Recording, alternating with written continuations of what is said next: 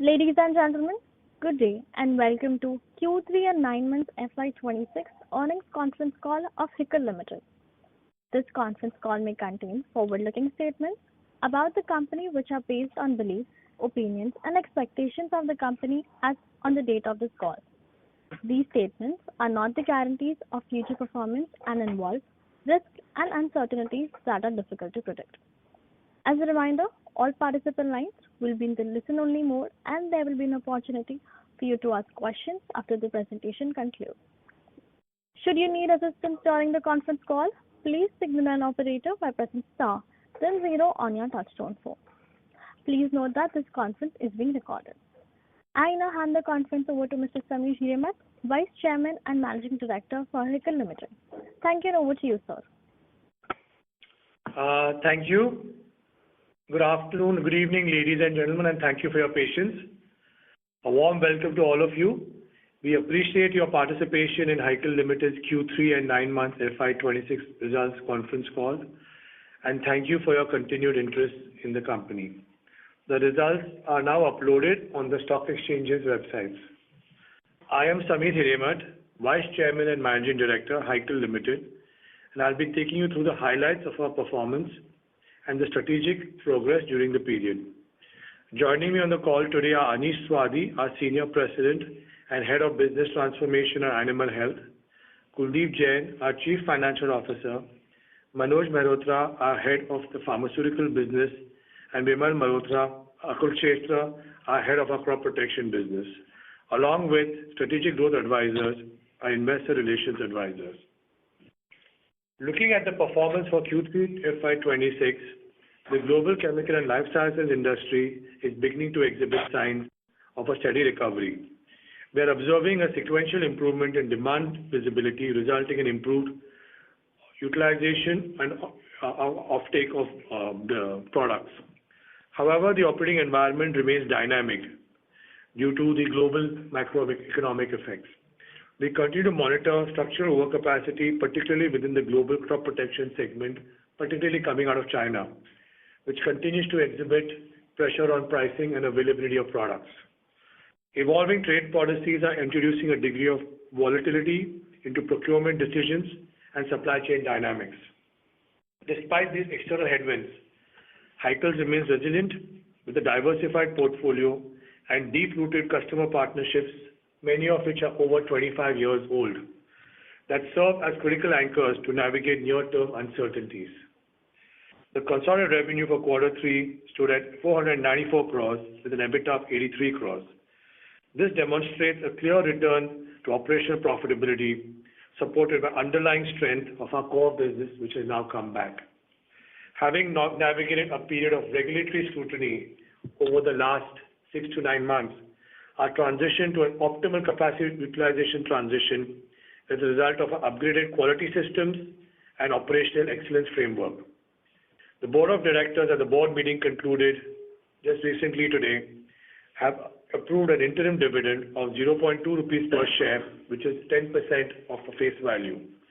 For the 9 months FY26, the revenue stood at 1193 crores with an EBITDA of 115 crores. We are pleased to inform you that both our businesses are on a path of recovery. The fundamentals remain robust, with performance metrics trending positively as we head into the final quarter of this financial year.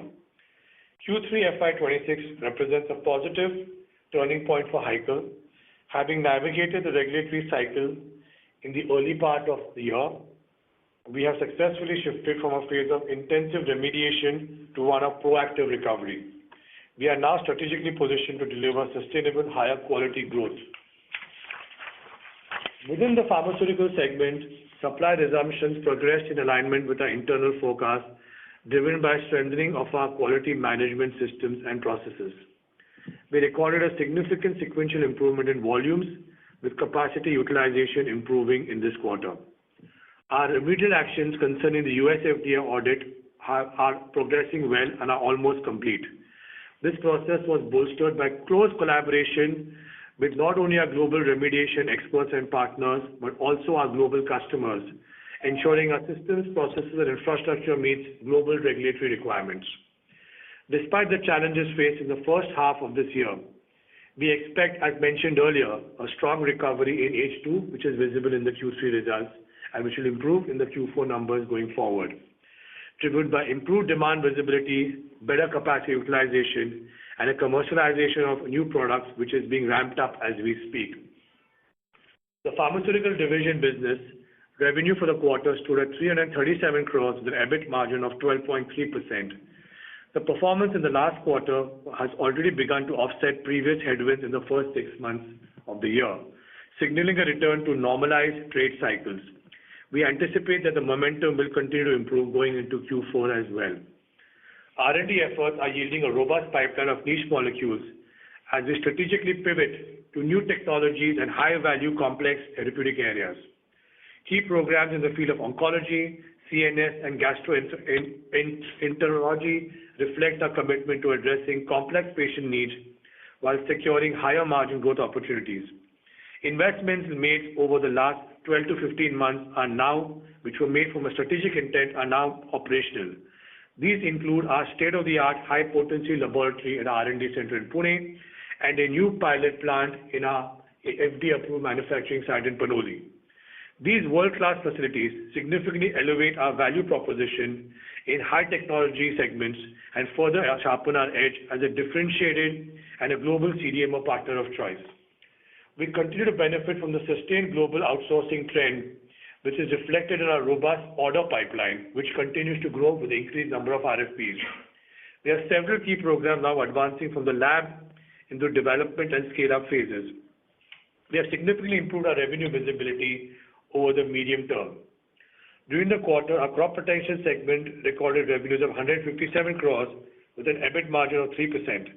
The global crop business continues to navigate a return to normalization phase, characterized by persistent pricing pressures and structural overcapacity. In response to these headwinds, we have accelerated our portfolio diversification strategy. The key milestone of which is the effort to transition to the specialty chemicals, in particular the personal care segment, at a commercial scale.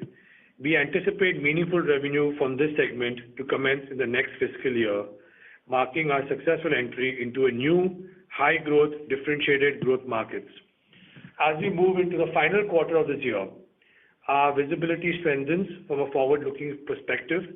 We're emerging from the transformative period and a remediation period over the last 6 to 9 months to a more resilient organization defined by strengthened quality systems, elevated governance, and a technology-advanced manufacturing and R&D infrastructure. While the intensive heavy lifting of remediation is now, most of it is behind us, our commitment to excellence remains steadfast. We are relentlessly focused on institutionalizing these higher standards of quality compliance across every levels of our operations.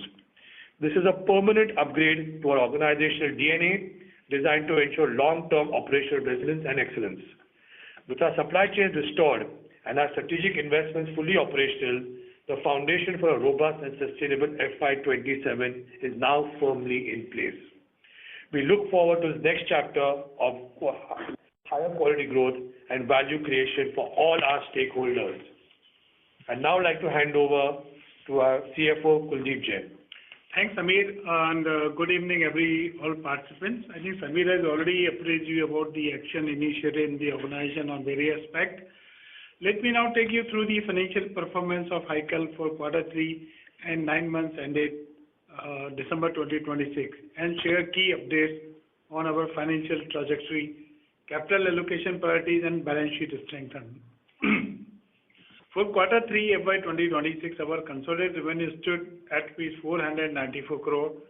EBITDA for the quarter stood at 83 crore, translating to a margin of 16.8%. For the 9 months FY 2026, consolidated revenue reached at rupees 1,193 crore and EBITDA of rupees 115 crore with a margin of 9.6%. Finance cost for the Q3 to FY 26 was at rupees 48 crore, which is a reduction of 17% on a year-on-year basis on account of lower debt and lower interest rates. Depreciation remained in line with last quarter. During the quarter, we have provided with 38 crore as exceptional item on account of new labor codes charges which were notified on November 21st, 2025, and this has resulted in loss for the quarter. Adjusting for this, our profit before tax grew by 21% to rupees 29 crore. Capital expenditure during the 9 months period stood at rupees 100 crore, focused on debottlenecking, regulatory upgrades, and expanding CDMO capacities. Our capital allocation remains highly targeted, prioritizing high ROI projects that align with our long-term growth objectives.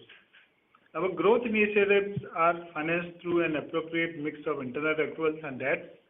A balanced funding strategy ensures fiscal agility to execute our long-term exceptional expansion plans. We have maintained our debt equity ratio to 0.58 as on 31 December 2025.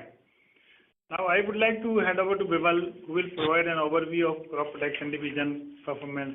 Over to you, Vimal. Thank you, everybody, and over to you, Vimal. Thank you, Kuldeep. Good evening, all the participants of this earnings call. The global crop protection landscape is currently navigating a period of strategic realignment, presenting both transient headwinds and substantial long-term opportunities. While we observe a recovery in volume at end customer level, this momentum is now translating into a quick uptick in order inflow and inquiries to us. However, the pricing environment remains highly competitive, primarily driven by overcapacity and pricing pressure from China. In response, we are leveraging our integrated manufacturing model and operational excellence initiatives mitigating these margin pressures.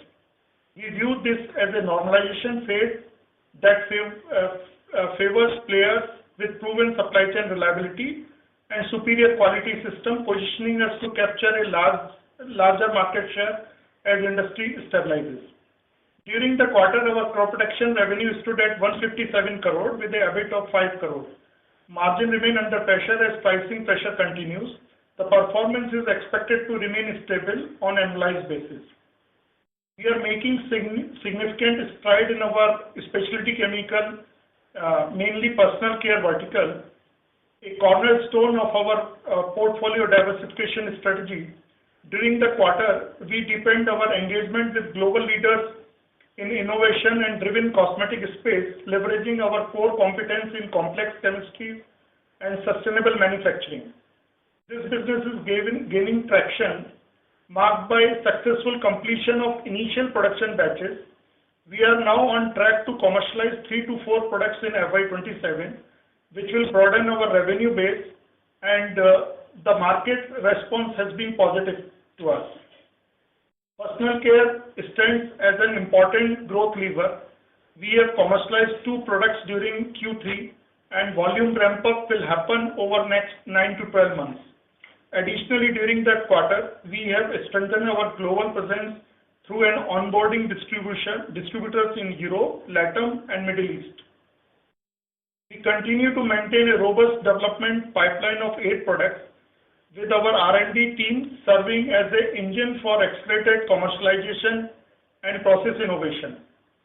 To counteract the current aggressive pricing environment, we have undertaken cost optimization initiatives, including focus on procurement optimization, energy efficiencies, and yield enhancement. Despite persistent market volatility, the fundamentals of crop protection business remains in place. Our strategic focus on operational and portfolio excellence ensures we are well positioned to deliver sustainable growth as a global inventory cycle rebalance. Now I hand over to Manoj, who will provide you overview of pharmaceutical business. Thank you, Vimal, and good afternoon, ladies and gentlemen. Let me now walk you through the performance of our pharmaceutical business. For quarter 3 FY26, pharmaceutical segment delivered a revenue of rupees 337 crores with an EBIT of rupees 41 crores. While performance was temporarily impacted by shifting customer offtake patterns following the regulatory developments at our Bengaluru facility, we have now reached a turning point. I am pleased to report that our remediation measures are now substantially implemented. The rigorous risk assessments conducted by our global partners have been successfully concluded. Our focus now shifts from remediation to maintaining a steady state of compliance and operational excellence. Our R&D engines continue to gain momentum as we advance a robust pipelines of niche molecules into high-barrier therapeutic areas. We are making significant strides in oncology, anti-migraine, new-age anti-ulcerative, and urology treatments to address critical patient needs, while simultaneously expanding our footprints in the CNS and anti-diabetic segments. To ensure long-term sustainable growth, we are actively diversifying our geographical presence. Our expansion into Japan, Latin America, and South Korea is progressing according to plan. These markets represent critical pillars in our strategy to reduce regional dependency and capture global market share in emerging and developed economies alike. Our development pipeline remains robust with 8 to 9 molecules currently in advanced stages. We are maintaining our launch velocity of 2 to 3 new products annually in strict alignment with the medium-term strategic roadmap. To fortify our critical resilience, we are aggressively executing a dual-side validation mandate for all critical APIs, effectively mitigating regulatory and supply chain risks. The CDMO landscape is undergoing a structural shift as innovators prioritize capital efficiency and supply chain resilience. We are capturing this momentum, witnessing a sharp uptake in early-stage RFPs, particularly for high-value small molecules and advanced intermediates.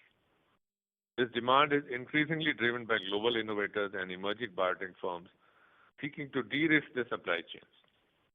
While commercial scale-up timelines remain staggered due to the inherently long cycle nature of CDMO engagements, the velocity and technical complexity of our project funnel have significantly improved. Our pipeline is both robust and diversified, with several critical projects successfully transitioning from early development to pilot scale. As the industry shifts towards partners with proven regulatory credibility and integrated manufacturing platform, Hikal is uniquely positioned to convert this demand into long-term, high-visibility revenue. Crucially, our key starting materials for global innovators have progressed into phase 3 clinical trials, with commercial launch scheduled for FY28. To sustain this momentum of getting into supply chain of NCEs, we are expanding pilot scale capacity at our Pune R&D center. In the food and nutraceutical segment, we are on track to achieve peak output in FY27 for 2 of our custom products, supported by a robust portfolio expansion to be commercialized in next 2-3 years. The inauguration of a high-potency laboratory makes our strategic entry into the high-growth oncology market. Our R&D infrastructure is now fully equipped to provide an integrated suite of advanced services to our innovator partners. Looking ahead, we anticipate a steady volume uptake in APIs, driven by pending regulatory clearances and deeper penetration into high-potential, semi-regulated markets. Over the medium to long term, we remain focused on expanding our API portfolio for global markets while steadily converting CDMO opportunities into sustainable, long-term business growth. Now I would hand over to Anish, who will provide an overview of our animal health segment, followed by business strategy. Thanks, Manoj. In our animal health business, we continue to see some sustained momentum. Outsourcing activity in the animal health APIs remains steady as innovator companies continue to focus on capital efficiency and supply chain resilience. The animal health CDMO segment is seeing gradual interest from customers looking to outsource manufacturing and engage in life cycle management while maintaining reliable supply chains. Our current long-term contract with our global innovator customer continues to gain traction. We are supplying commercial quantities for the portfolio that we had validated. As more approvals globally come through for our customer, we expect some of these volumes to pick up and eventually gain additional traction. Currently, we have received several RFPs for new development projects from global customers. These are a mix of both new chemical entities as well as niche molecules already present in the market.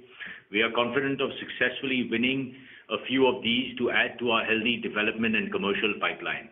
We are seeing steady demand growth for animal health therapies across developed markets such as Europe and the US, as well as certain penetration in Japan as well. Our current commercial pipeline is strong and our customers are gaining additional market share with the molecules we commercially supply. As these molecules mature and cost competitive becomes critical, suppliers with strong R&D, robust manufacturing infrastructure, and multi-site reliability, we are well positioned to gain a share of wallet from our customers and attract new ones. Additionally, the trend of increased outsourcing by global animal health companies, combined with diversification of supply away from single geographies, creates a favorable environment for a strategic, quality-focused Indian manufacturer such as ourselves to deepen relationships, expand product portfolio, and improve our margins in this segment over the medium term. Now, with that, I'd like to open the floor to Q&A.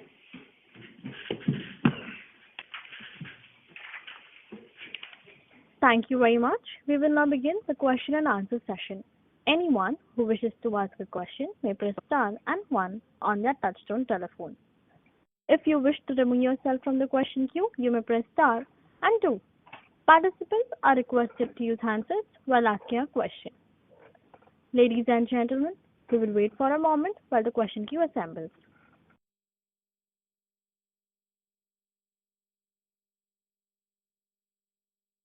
The first question is from the line of Henil from Equicorp. Please proceed. Thank you for the opportunity, sir. Sir, I've got some questions. First, starting with the macro ones. So what is the status of the carve-out that we are going to submit in the December end? And what's also the status on the month-on-month follow-ups we are doing with the US FDA, and when will there be a re-inspection from them? Okay, Manoj, want you to take that?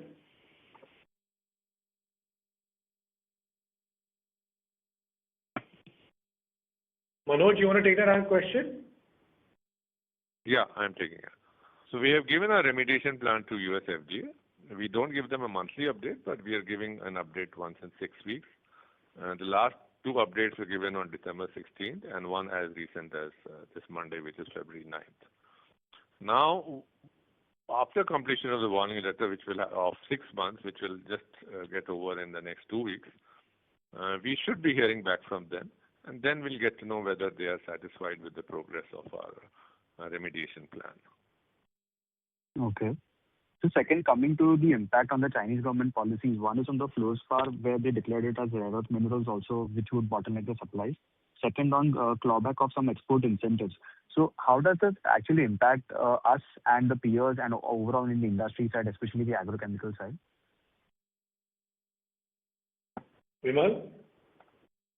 Yeah, so we are continuously in touch with our supplier. As of now, we do not see much impact on the products what we import from China. But we are carefully watching this. Okay. So there's not been any near-term or impact from these policies as of now? Yeah. And we don't buy much fluorinated products out of China. It's a very small part of our procurement. Yeah. Okay. So also coming to the HPAPI lab that we've actually put up, what is the capex that we put for the HPAPI lab, and also what is the incremental revenues we are going to invest into the HPAPI part for ADCs, oncology, and other products from that, or peptides in that particular area? So currently we only invested in a laboratory, so it's only about 10-11 crores of investment. So this is the investment for the phase 1. Then in FY28 we will be building up a commercial scale plant. But as of now, it's only a laboratory investment. Yeah. Okay. So also there, do we plan to get into the ADCs ASAP, or it's after FY28 that you plan to get into the ADCs part? So Manoj? We have started offering ADC services at lab scale. But once you build the plant, it will be common for HPAPIs as well as ADCs. But you mentioned peptides also. Peptides are not part of this plan as yet, but we are evaluating that also. So if I consider the ADCs part, so actually if we see some of our competitors, they've been putting a lot of money into the commercial facilities. And right now we just got out from a US FDA shock, whereas in ADCs we require an OEB5 certification, which is a very complex one. And plus it takes 2-3 years of gestation, 3x the normal plant capex. So how do you see this entire thing given our current cash flows and given our current balance sheet size? I think yes, on the lab scale we already have OEB. We just got approved by OB5 certification. No, not the lab scale one, the FY28. Yeah, so it will take time, but it is not Impossible. So many companies have got it. We are getting it. On the capex part, maybe Samir can answer or Kuldeep can answer that. Yeah, I think the FDA side is that we've had a 25-year-old track record. This is our first FDA inspection that we've had lots of favorable inspections. So we know exactly what is to be done. And what we'll be building is that the investment will be on a small volume production. These capex, these plants aren't very large. So we'll be building a pilot plant type of a facility first as phase one. Then we'll go to a commercial after that. It takes time to ramp up. Okay. So coming to the oral anticoagulant space, so what is the status of, orders and pickup from the apixaban side?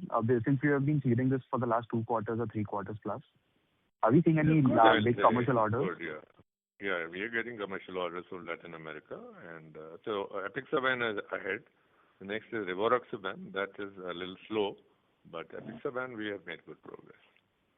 So, and do we have plans to get into the milvexian side? Because I think so one of our peers is listed on one of the big pharma sourcing supplies, and it will be a big opportunity once it goes off patent in 2026. No, we are in the supply chain of milvexian, so we have no generic plan as yet. So we will, as the product gets approved, we'll supply the KSM, which is still maybe 1 to 2 years away. So we'll be supplying it to the principals, right? Yes. Okay. So launched next year, yeah. So we'll be launching the milvexian KSM next year in FY27. Yes. Okay. So on the anti-diabetes portfolio, when will we start seeing order pickup from the DPP-4 or the SGLT2 inhibitors? Because that also we were seeding in the last 2-3 quarters, and I think so we were still had to come on the camagliflozin side. No, so these sitagliptin, canagliflozin markets we have started selling, dapagliflozin, empagliflozin. So those have started picking up. But as they go off patent in various markets, FY28 onwards, we will get more traction. The other one which you mentioned, SGL2, that we have not yet started development.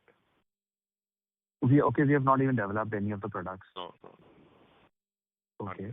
So any plans to get into the NOAC side, since we're also there in the anticoagulant space, oral anticoagulants? NOACs is also a close adjacency to cancer, on the thrombosis side. Not immediately. As of now, our pipeline is quite full for the next 2-3 years in terms of high potent, anti-diabetic. Some I mentioned is anti-ulcerative, some new generation molecules. So our hands are quite full at this time. Okay. So I've got a few more questions. I'll fall back into the queue. Thank you for answering the questions. Thank you. Thank you. The next question is from the line of Ankit.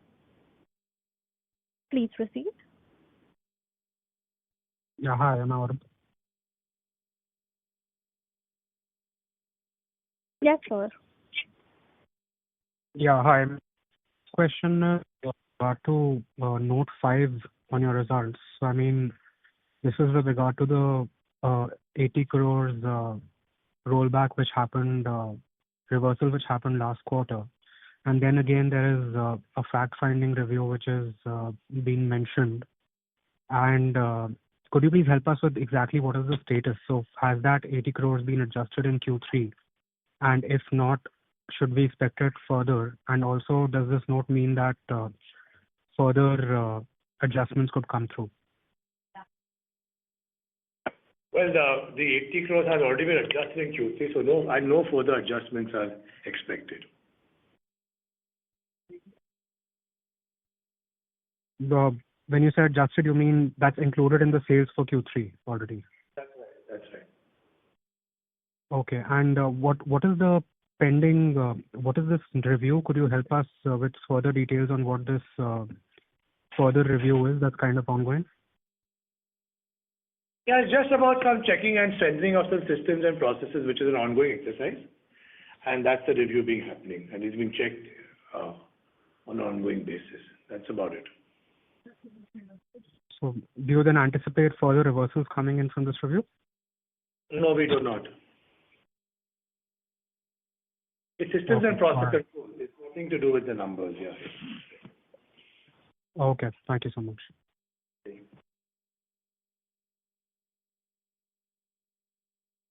Thank you. The next question is from the line of Aman Bora from Premier Capital. Please proceed. Yeah. Hi. Thanks for the opportunity. I just wanted to recheck on your earlier guidance, which remained double-digit growth for pharma business for F26 and flat for crop protection. So broadly, do we think we can make up that guidance as guided earlier?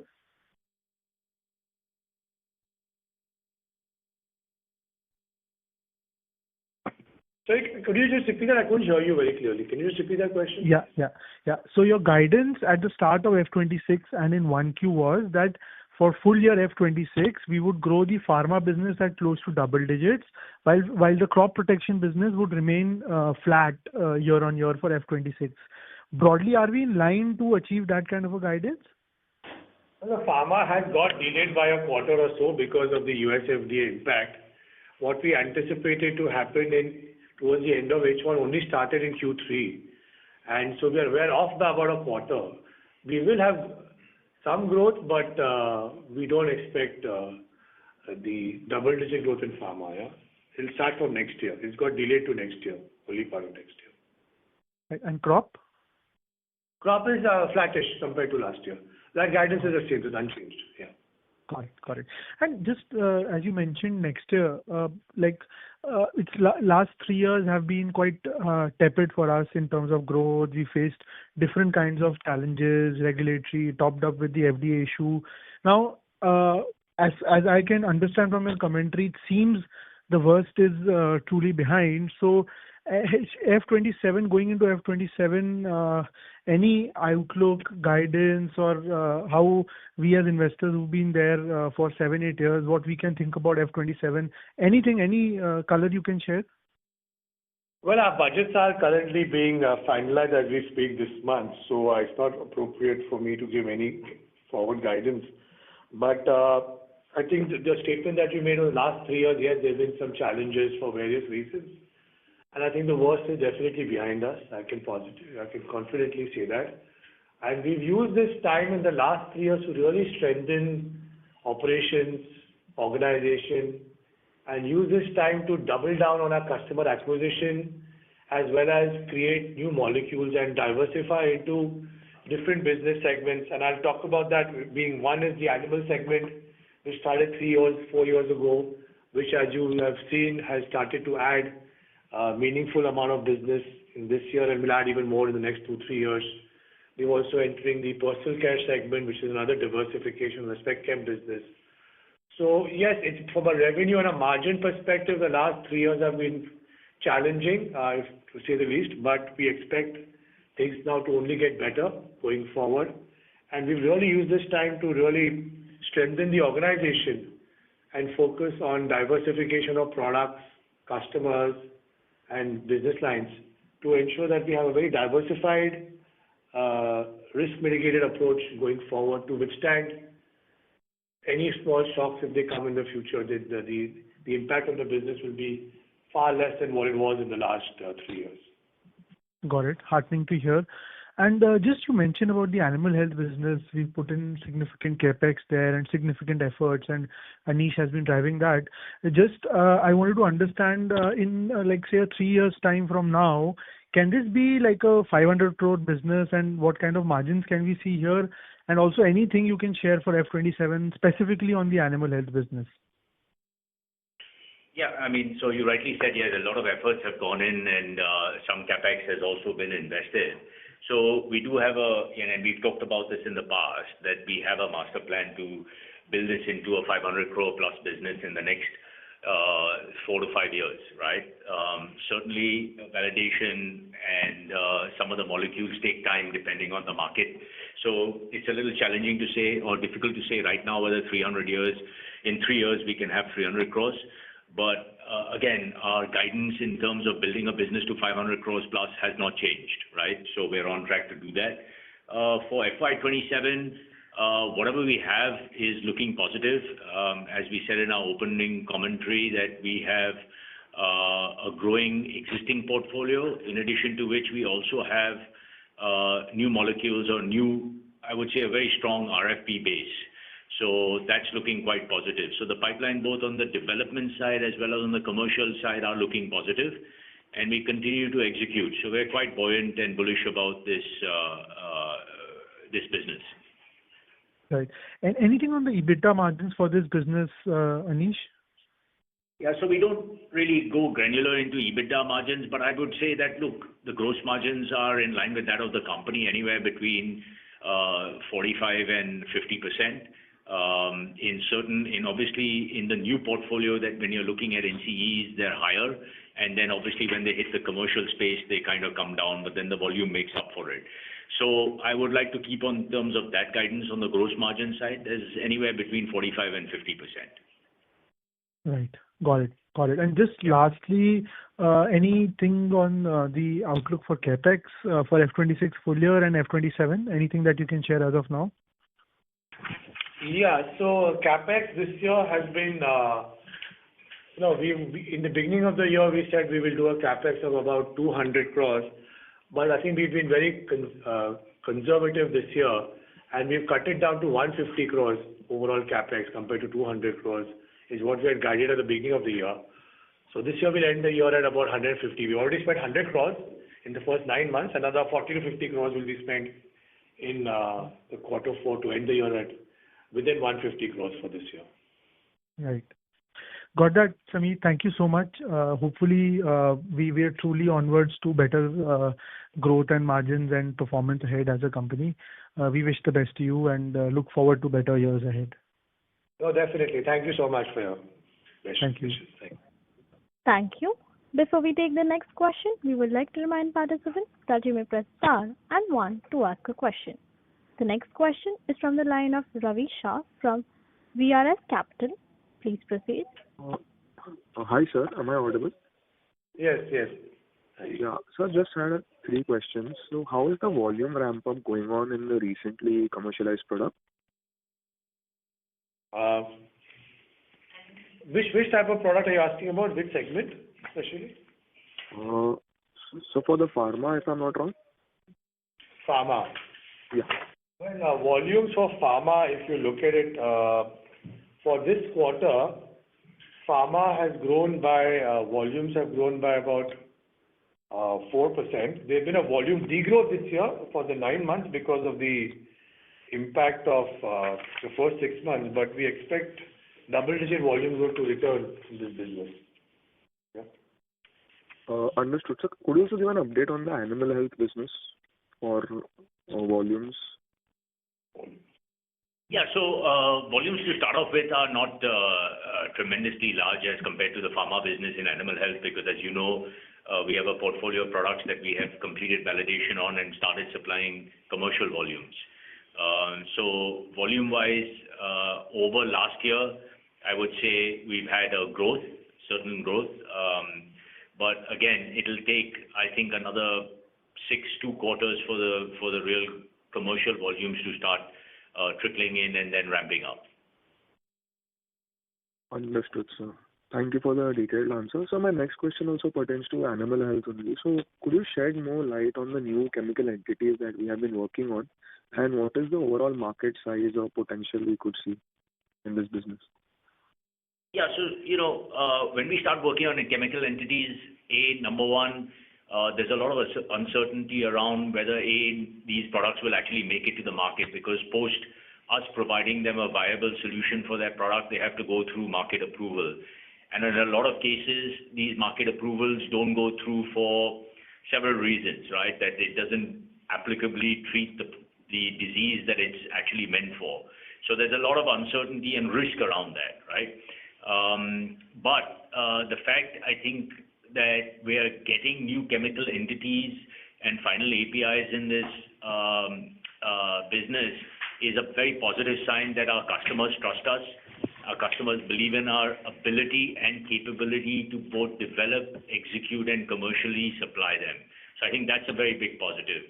In terms of the market size, very difficult to tell, because it's like a brand new, fresh product on the market, where the customers themselves have to invest a significant amount of money, time, effort to get the product out to consumers, globally, right? And each country has different regulations, because these are not products that have ever been sold before. They're either taking care of, I would say, niche diseases, or they're taking care of diseases already prevalent, but giving a better cure for.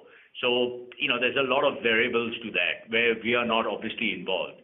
But again, I would reiterate to the fact that it's a big positive for the company to get an opportunity to develop these, commercially supply them to the customer, because it truly, the belief of the company's capabilities are reinforced. Understood, sir. Thank you again. And sir, last question again would be on the overall animal health business only. So is it fair to assume in FY27 we would reach our optimum utilization of the facility, or should we look at FY28 to be the right year? Yeah, so in FY27, the utilization will certainly increase. I wouldn't say substantially increase, but it would increase. Again, as we put in our opening comments, that we are still waiting for some global approvals from our customers' perspective. So once those come through, but the facilities are not being just kept idle. We are utilizing them to take a spillover of some of the other products that we have, where we're manufacturing early stage in steps in this asset. So focus overall is to obviously grow the animal health business, but also to keep the utilization levels as high as possible, right? Understood, sir. Thank you, sir, and all the best. Thank you. The next question is from the line of Gautam Gupta, an investor. Please proceed. Hello, am I audible? Yes. Thank you for the opportunity. I wanted to ask, since when are we into NCE business, and have we ever commercialized any NCE? Yeah, we've been in the NCE business for a few years now. It's been quite recent. We have a couple of products which are already commercialized on the NCE space. But the bigger ones are in the final stages in phase 3 and in close to launch in the next 1 or 2 years. So we've got a couple already on commercial, but the big ones are coming in the next 2 to 3 years, which are in phase 3 and moving into launch soon. Okay, so when we say that we have commercialized, do we mean that we have been helping them as a development partner from preclinical trials or clinical trials, or just the CMO part, tech transfer type? No, we get involved in typically in early phase 2 during clinical trials, and we start supplying clinical trial quantities, and then phase 2A, phase 2B, then phase 3, and then launch. So we have been involved from phase 2 onwards. Okay. And a few quarters back in a con call, you mentioned about Newland Labs and praised about their capabilities in peptides. So a few other companies have been doing specialization, few therapies like cell and gene therapy for Loris. So where is the niche for Hikal? Well, we're looking at the one definitely segment that we're looking at is niche is animal health. Second segment is we're looking at the onco products and niche molecules that we're getting into. And I think we have a diversified strategy. I would say we have 5 different sites. So between each site and our 35-year history, we have 3-4 niche areas. And we're moving into new generation products like ADCs, which Manoj mentioned about, and from food ingredient products, which are also being launched. So these are the 3-4 niches that we're looking at ramping up in the next 3 to 4 years. The CNS segment is where we're very strong in. The gastrointestinal segment is where we're getting ramped up. The diabetes segment, we have several molecules which we're launching. So there are 3-4 areas where we're getting into these segments. And most of these are into NCE or already commercial products? They're a combination of already commercial and some NCEs. We do a CDMO offering as well. And we are sector, actually we are therapeutic agnostic. It doesn't matter. We look at the chemistry angle when it comes to a CDMO play.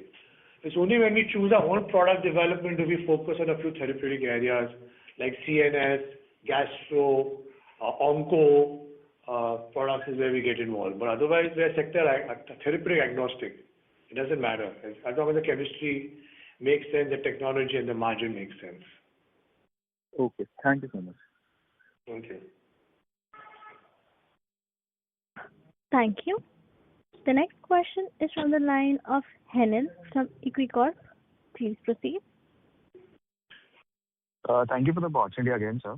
Sir, I had a few questions on the animal health side. So in the animal health, if we look at two products which are very complex and all getting towards closing, it is very close to patent expiry. One is AlphaStreet and one is Fluoranair. So do you see very big opportunity in these two products? Because Fluoranair, if I think so, the patent expiry, the primary patent expiry is 2026, and the secondary one is in 2030. So do you see any major opportunities from these two products? Yeah. So, I mean, you mentioned two of the, I think, blockbuster products in the Lana categories that have done exceptionally well. Look, like every product, animal health is no different from human health. When we're talking about on-patent products that go off patent, there's a significant amount of competition. There's a significant amount of, I would say, price erosion post-patent expiration. And of course, patent expiration has to be looked at in terms of territories as well, which one goes off first. So I would say that, personally, we've been hearing about this for the last, I would say, 8 or 9 years, and we've seen prices come down to quite deplorable levels. Again, our strategy for animal health is really to focus on the CDMO side, while we are developing a niche product portfolio of our own in terms of looking at what therapeutic categories we can really differentiate ourselves in. The focus is more on the CDMO side. So if a customer comes to us and asks us to develop a process or to tech transfer a process for any one of the molecules that we feel that we can add value to, then that's what we look at. Okay. Because if we see, there was a tie-up that actually happened between Boehringer and one of our Indian competitors, and there are just 2 or 3 companies in India which can actually get into these very complex products. It is Hikal and the other 2 big competitors that we have. So do you see some kind of exclusive manufacturing that we can do? Because one of our peers has manufacturing as well as marketing, that's boots on ground. So anything we can do on the manufacturing side for one of the large customers? Yeah, I mean, we already have tie-ups with some of the large customers or the global multinationals for number one, a portfolio of products, B, number 2, individual products. So it's that's our core business.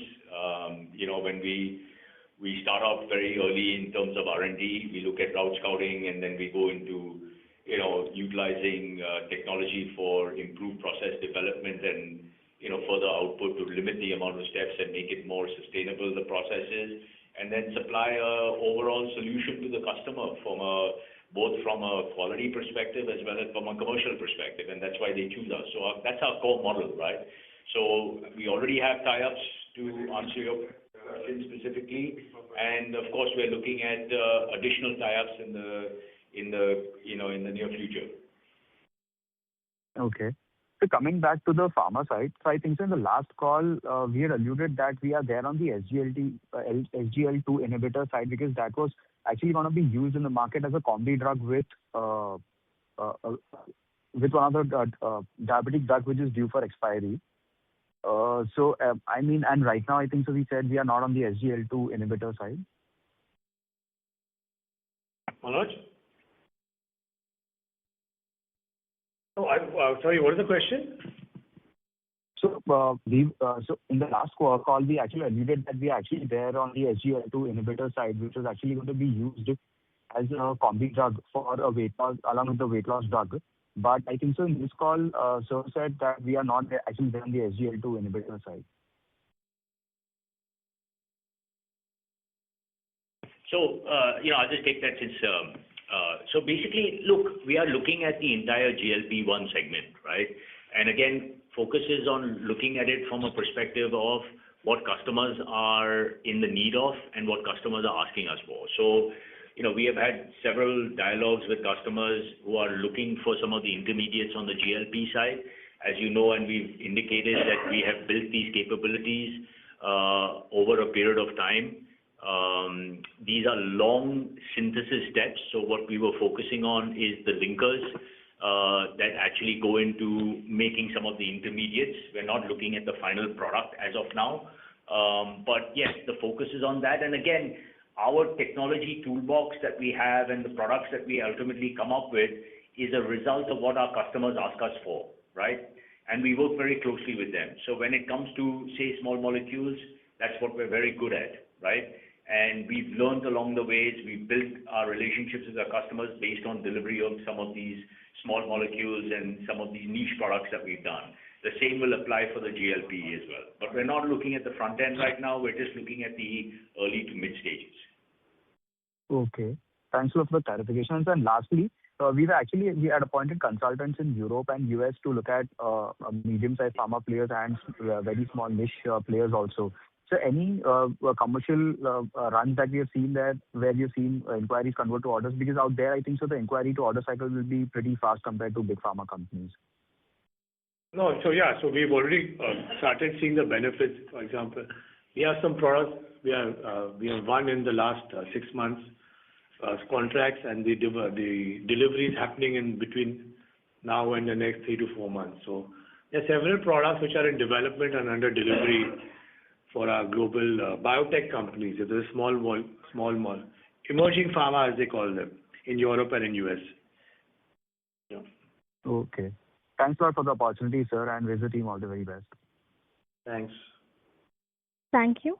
The next question is from the line of Manoj from Equicorp. Please proceed. Hi, Tanit. Thanks for the opportunity.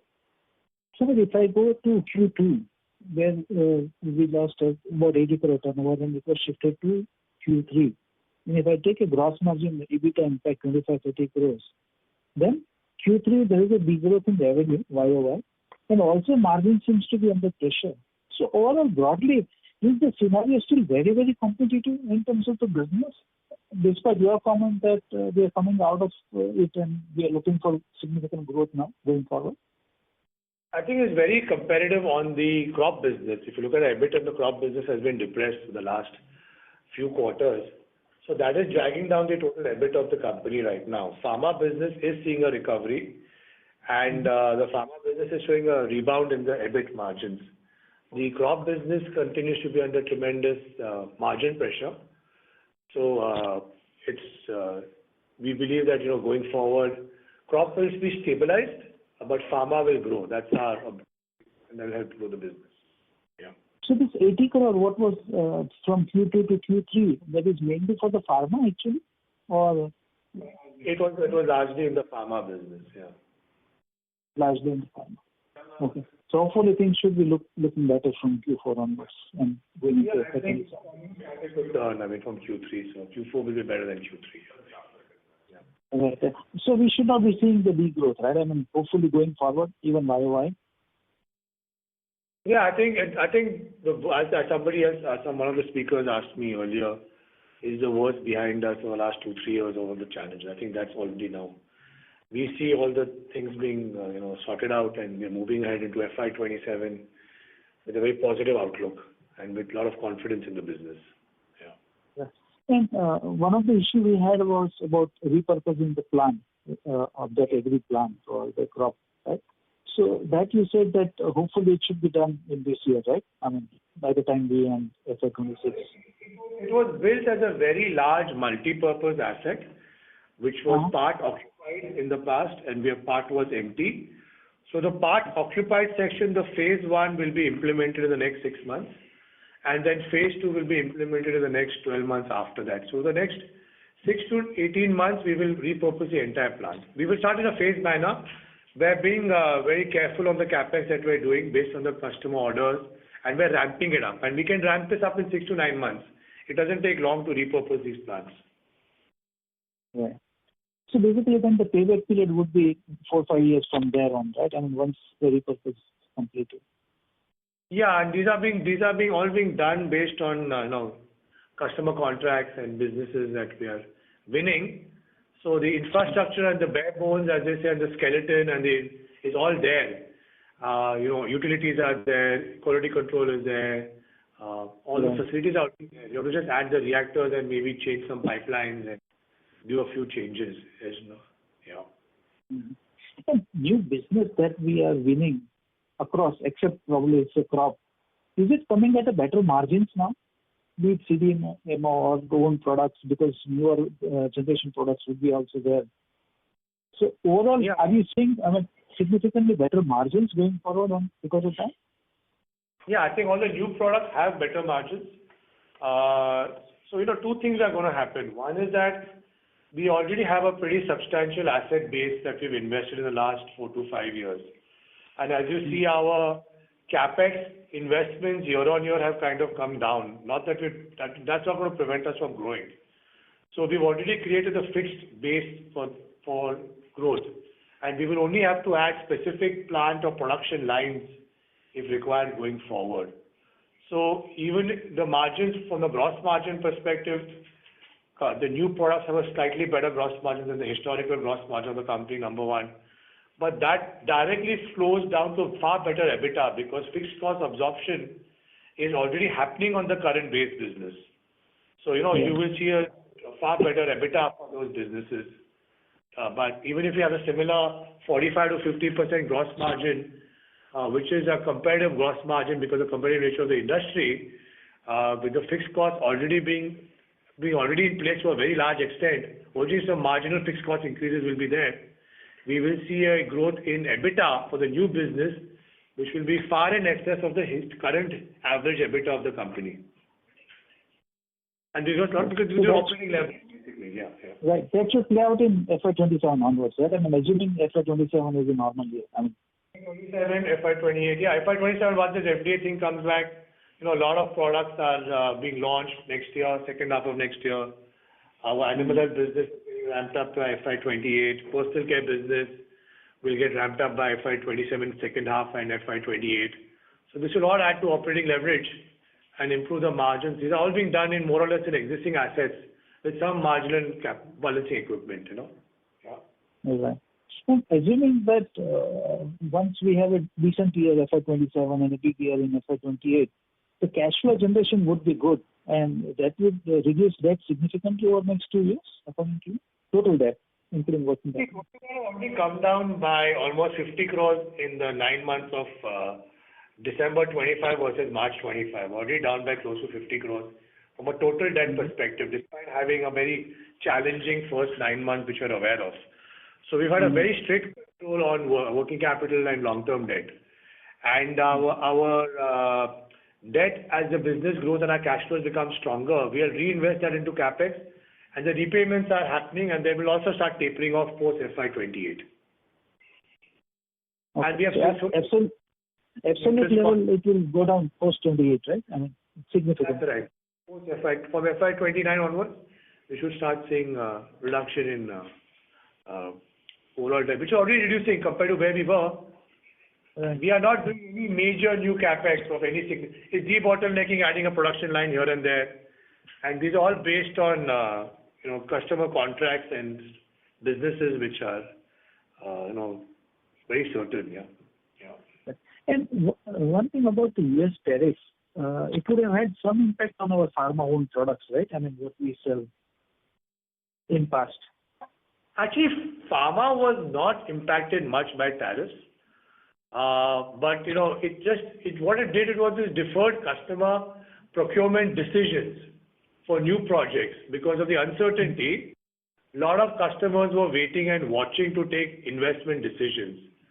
That was the uncertainty. I don't think it impacted, but it does impact overall. Yes, there's a deferment of orders for new businesses. So now that is more or less out there, I think the business will start resuming and orders will start coming in more. Because I thought they had put some duty on the branded products. So if we had our own product like Gabapentin or something, we were impacted by duty. I thought. I'm not sure it was. No, I think it was impact. It was marginal impact, not much. It was nothing. Some delayed in ordering, that's all, but not because of tariffs, I would say. Yeah. Right. And Samir, my last thing, I requested HGA to meet you actually. But somehow, if we can meet, it's been very, very long time. Anytime, I'm around. Yeah, lovely to meet you. I'll request again HG and if you can. No. Can you just set it up, guys? They're in front of me. Yeah, thanks. Yeah. Thanks a lot, Samir, and all the best. Hopefully, like somebody mentioned, last 3 years of pain should convert into big gains for next 2, 3, 4 years, hopefully for all of us. It will. Thank you for all your support and Thanks. best wishes. Thanks. Thank you. Due to time constraints, that was the last question. I now hand the conference over to Mr. Samir Hiremat for his closing comments. Over to you, sir. Thank you, everyone, for joining our Q3 and 9 months earnings call today, and for your continuous interest and the support to our company. We appreciate all the support you have provided to us as we navigate through the challenges of the current global business environment. As we conclude this call, we want to assure you that we are here to address any further questions or concerns. Please feel free to reach out to Investor Relations Partners, Strategic Growth Advisors. And once again, thank you for your participation. Goodbye, and have a very good evening. Take care, and see you next quarter. Bye. Thank you. On behalf of Hikal Ltd, that concludes this conference. Thank you for joining us, and you may now disconnect your line.